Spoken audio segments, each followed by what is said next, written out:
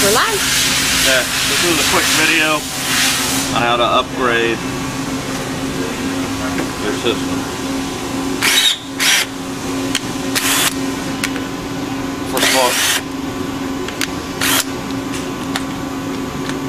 First of all, you want to drill out the 4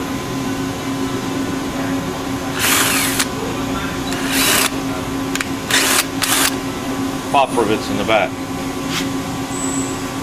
Recommend a 3/16 drill bit. These will be replaced with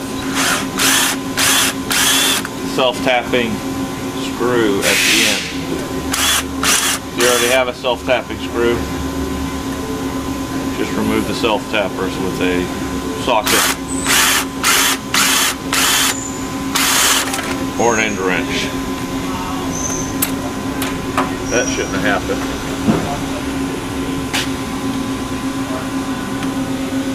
Careful when you do that, so that you don't remove the wires that way. This needs to fold down as such. Taking a 9/64 Allen, go ahead and remove the bearing block, the old bearing block above the motor. Many people are already familiar with this because you've already had to pull this off to replace the shear pin inside. The shear pin inside is designed to break so that you don't destroy the motor. The problem you have with that is people like to break them. They get tired of replacing them. That's why we've changed our system. Next we're going to take either a 7/64 Allen or we have a Allen that we filed down so it's smooth.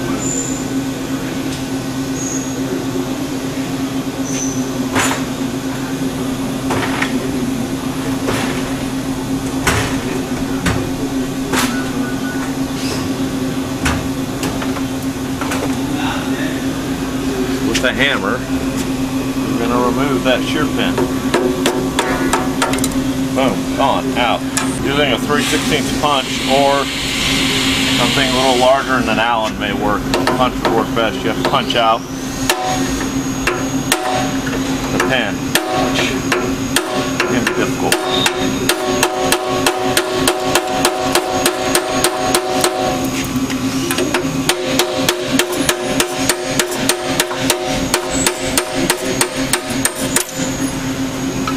Save the pin, you're going to be using it again. Now both sprockets should come off. You may need to use a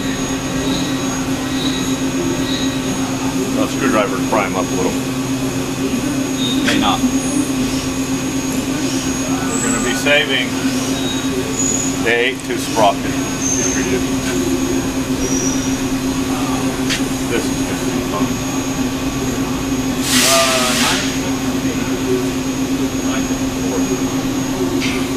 9/64. Remove the motor.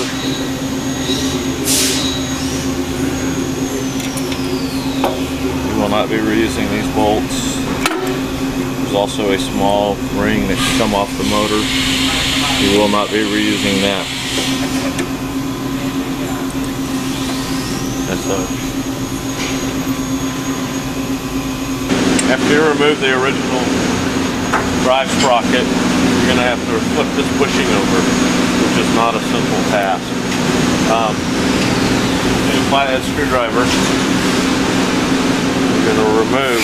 Again, I reiterate, make sure there's no power to the system. That would put you in the hospital on a 220 volt machine. That is there's a nut in the star washer on the bottom of this. I'm going to remove both of these screws. Pulling off the micro stitch to the side. Just set these aside.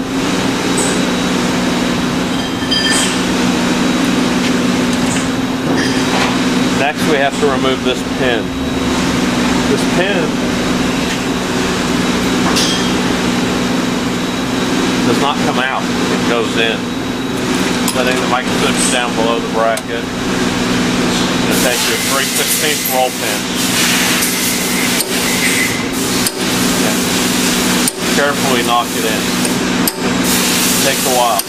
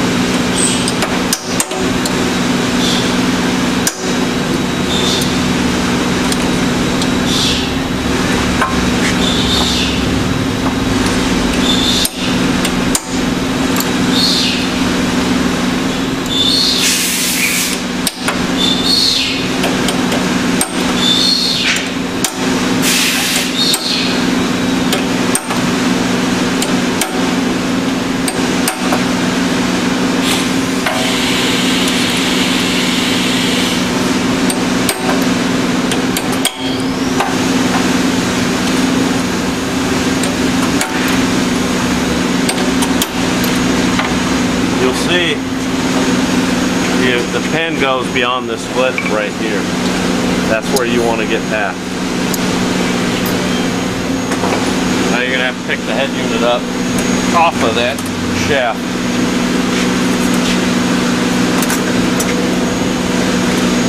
Pulling the head unit out.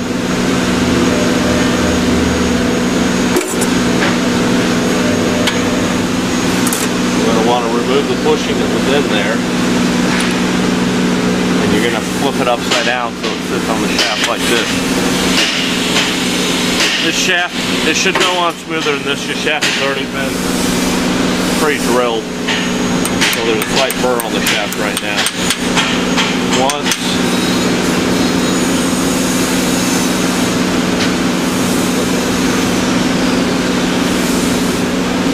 you shouldn't have this issue doing it, only if you're trying to take it apart. Then just put it right back. Nope, almost forgot. Gotta remove that pin. Taking a 3/16 punch.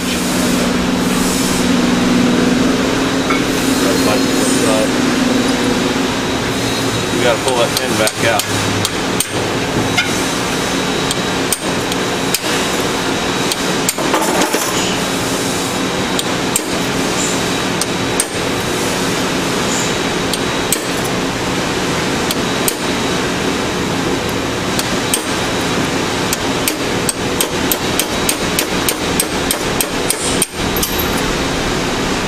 That pin got lost. I'm going to grab another.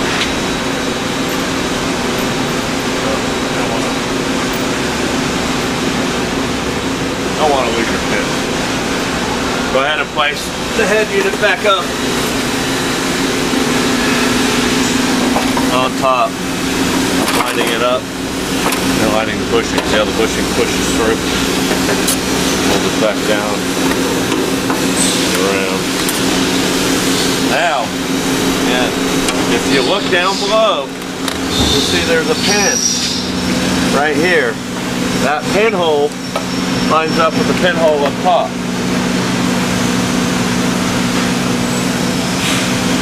You gotta move. He wasn't focused. The simplest way to get that lined up is to have that pinhole brush all the way against that edge. Tilt it up, turn it all the way over, boom. There you can find your hole. And all you really want is just enough tap to hold it in there. In fact, I really don't know what's happening. Bring it around. And putting it back in. What you need is about 3/8 to 7/16 past this edge. You can actually test it just by going like this and seeing that it clears the micro switch. That's in enough right there. So now you have to put the old micro switch back. You'll notice this one slotted. That's for your adjustment of the micro switch. So once it's in place, I'll show you.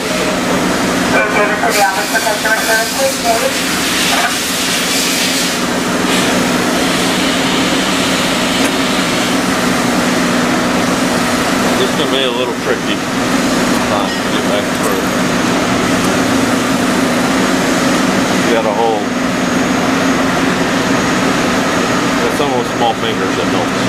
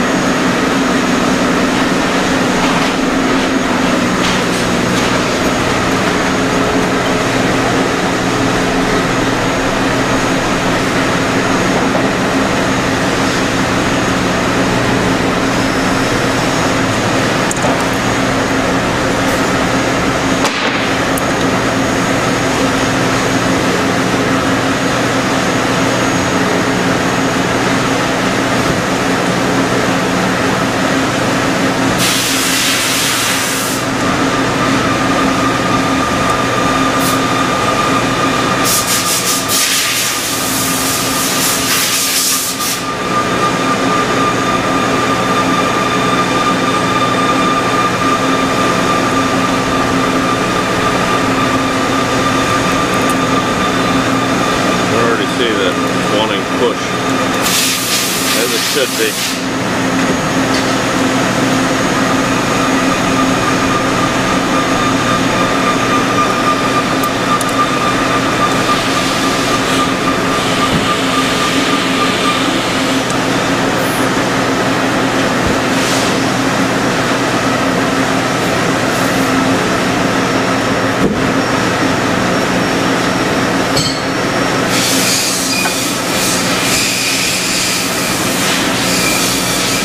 To do is tighten up the one pivot, maybe just loose enough for the switch to still pivot. And you're looking for that switch to be fully depressed.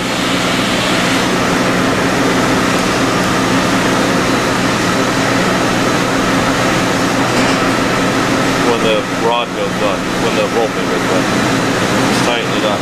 If the micro switch is in the wrong spot, you'll tend to see a bounce, a big bounce. It'll swing over and come back and stay. If it's in the right spot, it'll swing over, come back, swing back, and it'll start to do this little shimmer. It's literally just turning off, making sure it's in the right spot. This is the new one in the block. Save those. We're going to set the two nuts there using as a spacer. They're 0.09. thickness. I'm going to use that as a spacer. And drop this down since we'll be drilling a new hole. We'll have to pull those out with an Allen wrench when we're done. Using a 1/8 inch drill bit.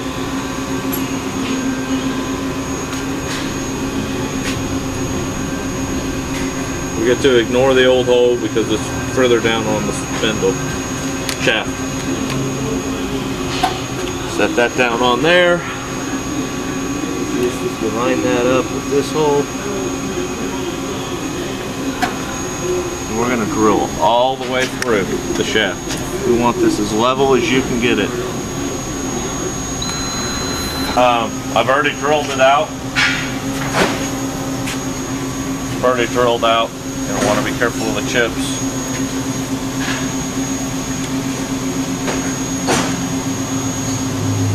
I'm going to go ahead and use a small Allen wrench to get under and get these nuts out. If I can see. There we go. What I don't want to do is lose that hole.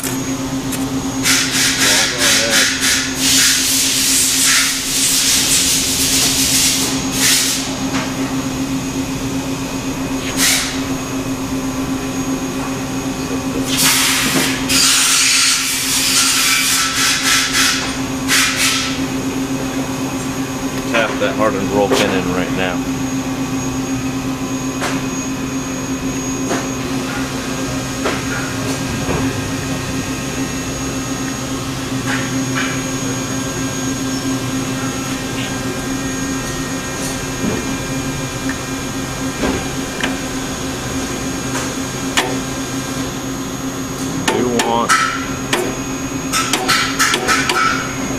get that roll pin flush.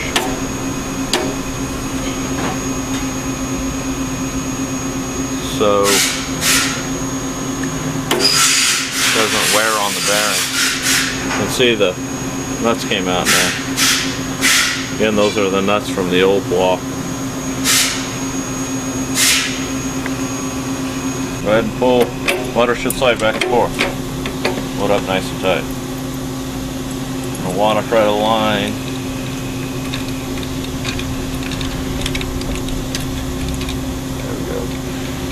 the chain hole with this hole, with a pin extraction hole. It's around like this, like that, and close. Let's go back one.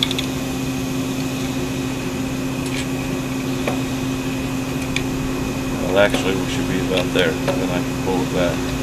You're gonna use that movement. There we go.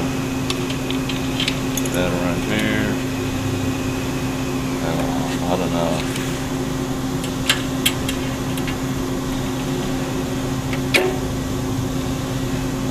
Take it back. Needless to say, and wind up as such. Easiest way to do this is with a piece of magnet. I have around here somewhere. Pin has a slight cut in it. You'll find the top of this chain has a D.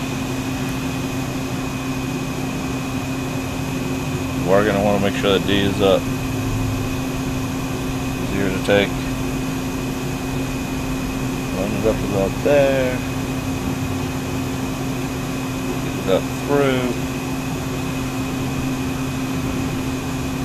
Now comes the fun part. And yeah. Get it to spin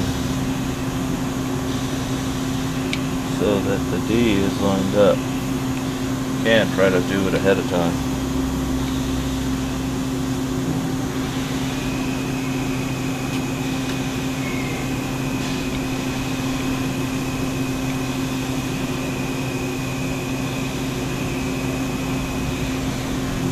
Now I'm trying to sit here and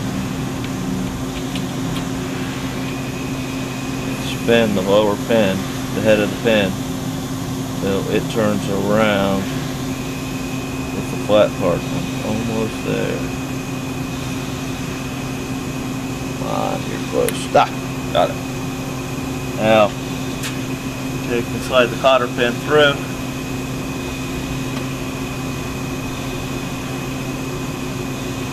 Rotate it a little. Oops, what I wanted to do. There we go. Pull back one side. Pull back the other side. Voila. You're all done. Now, still loose. Just the whole purpose of this is to get yourself closer. There we go. There we go. Now at that point, you're close. I tend to rock it back and forth until I get it right. There we go.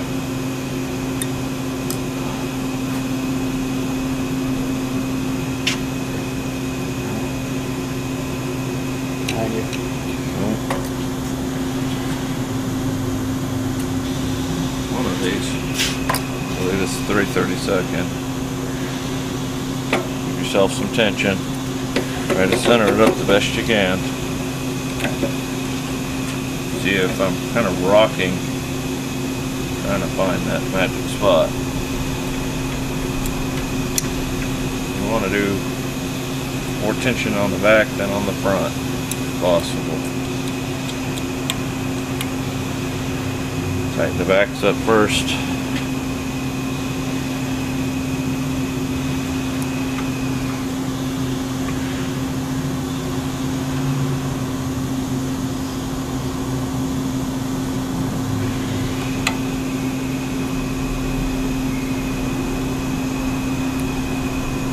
That will actually hold it most just snug fit this one. Tighten that one up too much. End up having different issues.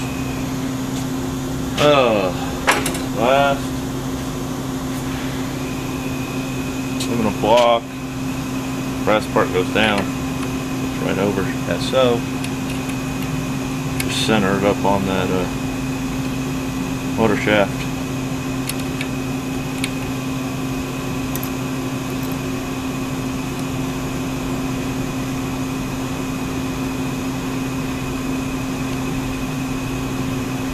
There we go.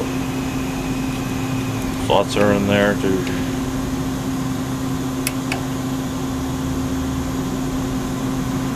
Because it's not necessarily going to fall perfect every time.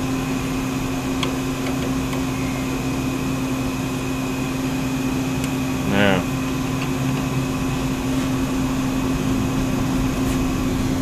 once you've straightened this out, straight as you can get it, not hypercritical, place the bolts through, micro switch. They're going to go in these holes. Take your lock washer and your nut.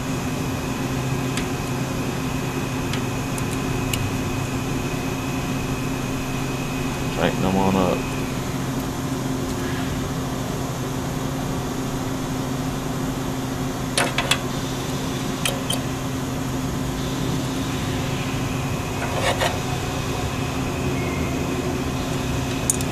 Well, put that on.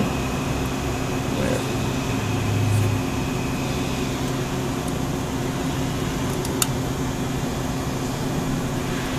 That one up. Just take your fan, just snug it for right now. I'm going to adjust it in another video. That's what we don't want to do to our motor. But to do that, in the next video, it's going to be adjusting this.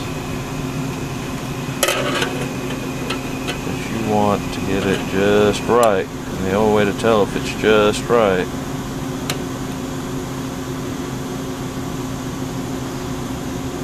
is to adjust it while it's running, while it's under power, which you have to be careful doing, as your relay's right there, which will give you one hell of a jolt.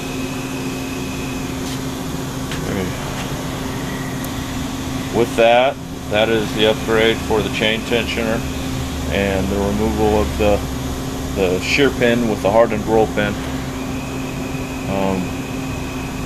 Lastly, there's some self-tapping screws that came. Make sure you got all your pop rivets out.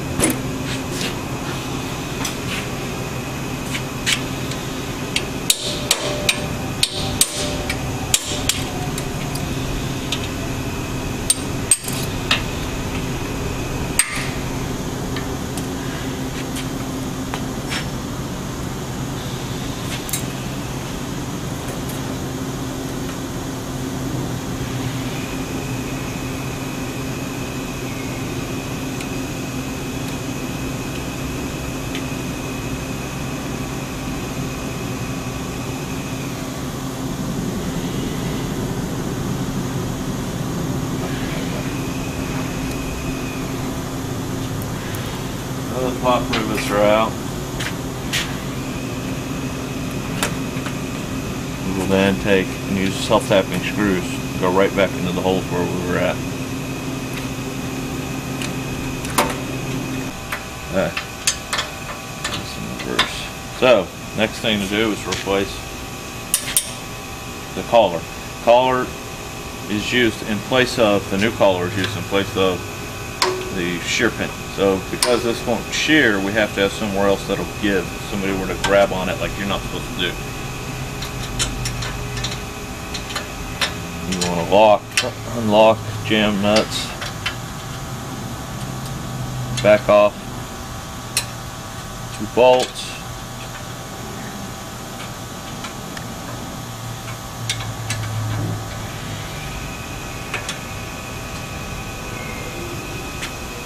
ahead and remove the head.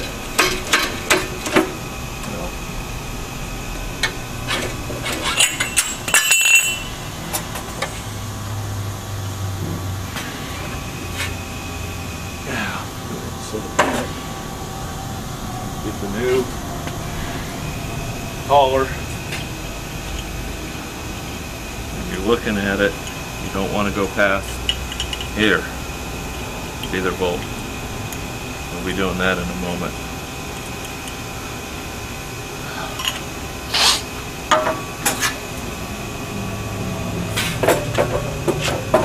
First part you're going to do, put this on. Don't see how I maintain a gap.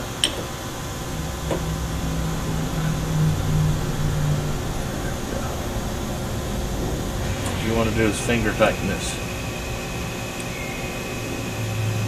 Not locking anything down, you're pressing in that plunger until it's tight. Done. Well, take that back. Nothing's going to come off. There we go. That's what the problem is. Shaft is loose. You don't want it to hit, you want to leave a gap. Take the head, place it up on top. There we go.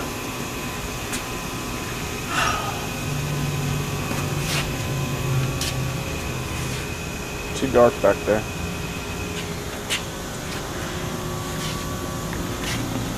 Go ahead and tighten down the bottom one.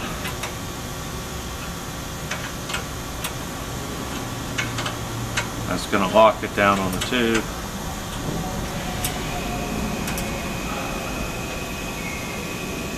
This is a 9/16 wrench here. That's going to take a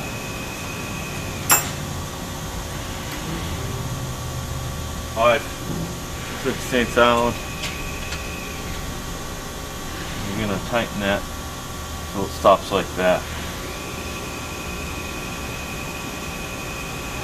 You're going to leave it. So if I back it off, you can feel the plunger. You can't see this, but you can feel the plunger in it where the plunger stops. There. Just wait. The next step requires you to operate the foot pedal with a working model so you can adjust the tension on this. The idea is you want to maintain a good amount of tension on the shaft, but not so much so that... Dave Davis, please call 101 and Dave Davis 101. It's hard to show until we get to the pin. There's the pin. See how it's spinning, but the motor isn't? The motor's spinning here, but there's the pin. Spins on the shaft. That's it.